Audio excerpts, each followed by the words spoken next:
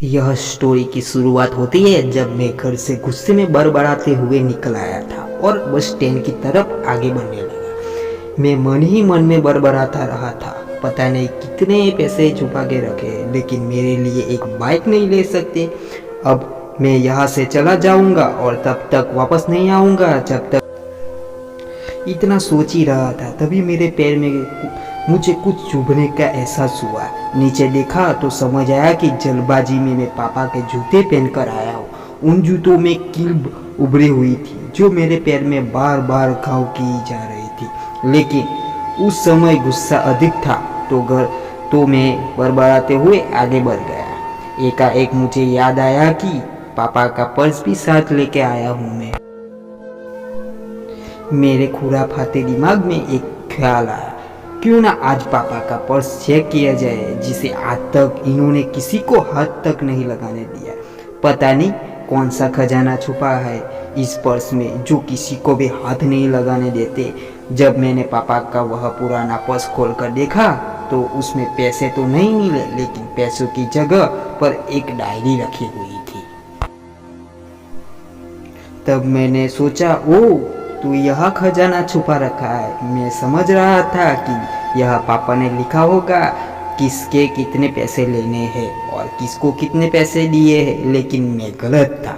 जब मैंने उस छोटी सी डायरी का पहला पेज खोलकर देखा, वहाँ पर जो लिखा था वह थोड़ा सीरियस कर देने वाला था। डायरी में जो लिखा था उसे पढ़ के बाद मेरे चेहरे पर जो इम्प्रेशन थे वह गायब हो चुके थे, क्योंकि डायरी में ऐसा कुछ नहीं था जैसा मैं सोच रहा था। वहाँ पर उस पैसों का हिसाब लिखा हुआ था जो अलग अलग कामों के लिए अलग अलग लोगों से उधार लिए गए थे। उस लिस्ट में कंप्यूटर के नाम पे भी पैसे लिए गए थे। कुछ यूँ लिखा था 50,000 बेटे के कंप्यूटर के लिए। वह वही कंप्यूटर था जिसे मैं आज तक यूज़ कर रहा हूँ, लेकिन मुझे यह पता नहीं था उस कंप्यूटर को खरीदने के लिए पैसा कहाँ से आए थे, लेकिन आज पता चल रहा था।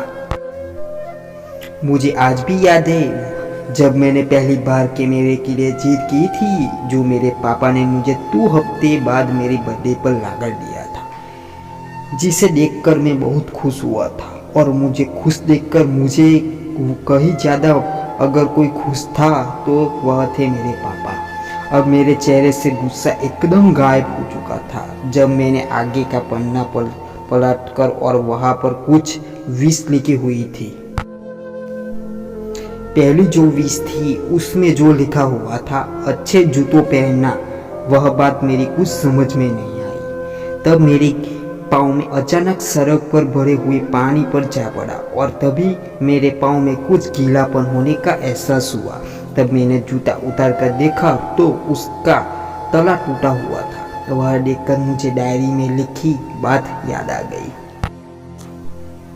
तभी मुझे माँ पापा की कई बातें याद आ रही थी कि कैसे माँ जब कहा करती थी पापा से, अब तो जूते पुराने हो गए हैं, नए ले लीजिए, तो पापा अक्सर वह कर टाल दिया करते थे, जूते अभी और चलेंगे, अभी कुछ दिन पहले तो लिए थे। मुझे आज समझ आ रहा था कि कितने दिन और चलेंगे। साथ ही साथ वह समझ आ रहा था कि पापा पर्स को क्यों छुपा कर रखते थे। तभी उस डायरी को पढ़ते हुए बस स्टैंड पर पड़ी बेंच पर आकर बैठ गया। जब उस डायरी का आखिरी पन्ना बचा हुआ था, उस पन्ने को जब मैंने पलटा और देखा, वह कल की डेट लिखी हुई थी। तारीख के नीचे लिखा हुआ था 50,000 रुपये बाइक के लिए। बस इतना ही पढ़ा और दिमाग सुन्न हो गया। जब मेरा मन में कोई सिकवा गिला नहीं बचा था, बस मेरी आंखों से आंसू चले जा रहे थे। मुझे आज तक पता नहीं तब मैं क्यों रोए जा रहा था। अब मैं जल्दी से घर की तरफ भागा, लेकिन जूते की वह कीली पाँव में अब तक घाव बना के कामयाब हो चुकी थी। मैंने जूतों को रास्ते में ही निकालकर फेंक दिया और भागते लड़खड़ाते हुए घर जा पहुंचा, लेकिन पापा घर पे नहीं थे। मैं समझ गया वह कहाँ थे। मेरा सीधा पास वाली बाइक एजेंसी की तरफ भागने लगा। पता नहीं आज कहाँ से इतनी ताकत आ गई थी। मैं भागते भागते थक ही नहीं रहा था। बिना जूतों के नंगे पैरों के जैसे तैसे मैं बाइक एजेंसी पर पहुंचा। पापा के वही थे।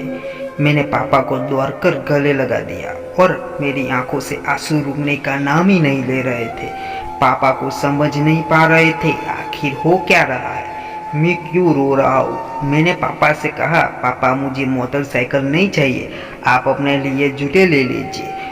अब आज से मैं जो भी करूँगा अपनी मेहनत से और अपने बलबूते पर पढ़ कर करूँगा। दोस्तों, बस इतनी सी थी एक कहानी। यह हर टचिंग स्टोरी लिखते हुए आज मेरी भी आंखों में नम हुई है। मैं आज आपसे कहना चाहूँगा, ठीक ऐसे ही होते हैं हमारे पिताजी। हम अक्सर देखते हैं कि हम अपनी माँ से हर बात शेयर करते हैं और माँ भी उसके बदले में हमें बहुत प्यार देती है।